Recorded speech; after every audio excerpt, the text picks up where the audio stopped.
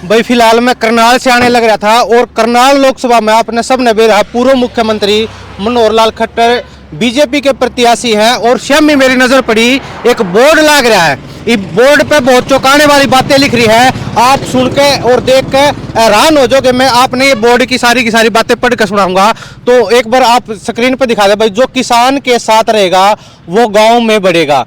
BJP JJP राजनीतिक पार्टियों का गाँव में आना पूर्ण रूप से प्रतिबंध है। अगर कोई भी राजनीतिक नेता गांव में आएगा तो किसी भी प्रकार के नुकसान का खुद जिम्मेवार होगा।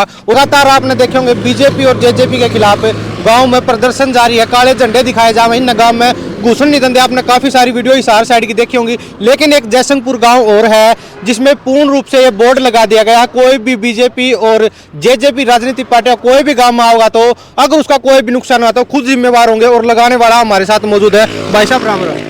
राम राम जी, सभी आपके दर्शकों को राम राम। बिल्कुल। आपने ये बोर्ड क्यों लगा दिया?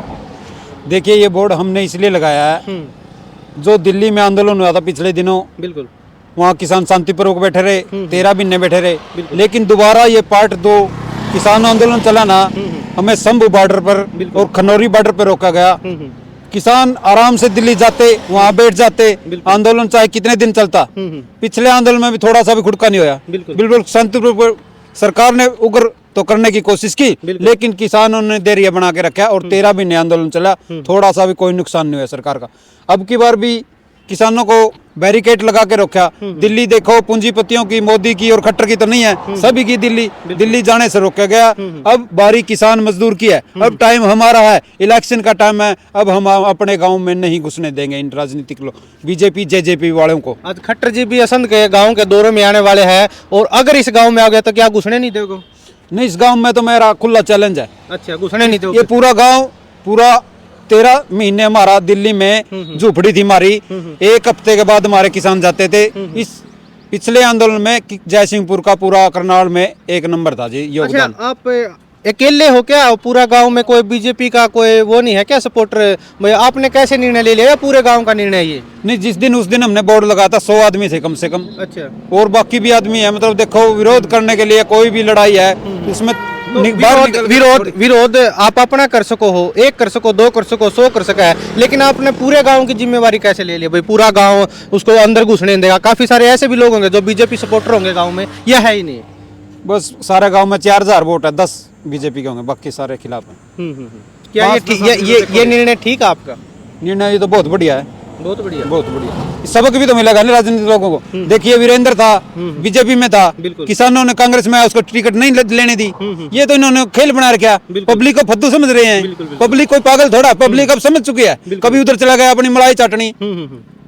अच्छा, अगर करनाल से बात करें, पूर्व मुख्यमंत्री बीजेपी के प्रत्याशी है, करनाल से इलेक्शन लड़ने वाले हैं। एक साइड है दिव्यांशु बुद्धि राजा कांग्रेस के और एक साइड है मनोहर लाल खट्टर जी। आप इनमें से किसको चुनोगे? हम उसको चुनेंगे जो खट्टर को आएगा। खट्टर से नाराजगी है क्या? पूरी की पूरी खट्टर से नाराजगी है, पूरी की पूरी। अच्छा। जब एक आदमी मुख्यमंत्री है, 9.5 साल में कुछ नहीं कर चुका, अब कहता मैं एमपी बन के ये करूंगा, बताओ वो क्या कर देगा? जब राजा था तब तो कुछ नहीं करा, अब संतरी बन के वो क्या करेगा?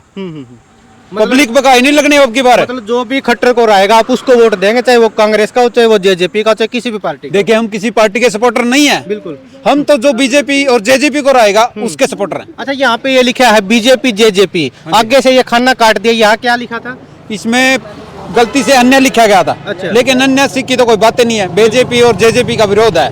ये ऐसा तो नहीं लिखा था बीजेपी जेजेपी और कांग्रेस? नहीं, कांग्रेस ही नहीं था, अन्य था। अन्य था, बिल्कुल। तो भाई दोस्तों, लगातार बीजेपी और जेजेपी का विरोध जारी है। हिसार साइड भी आपने विरोध देखा होगा और यहाँ भी अब विरोध जारी कर दिया है समूह ग्रामवासी। और देख सको हो, यहाँ पर अगर बीजेपी और जेजेपी का कोई भी राजनीतिक पार्टियां गांव में आई तो जो भी उनका नुकसान होगा खुद जिम्मेवार होगा। इस प्रकार की बातें भाई साहब ने लिख दी है। इनकी ये बातें कितनी सही कितनी गलत आप लोग कमेंट करके जरूर बताइए। जय हिंद, जय भारत।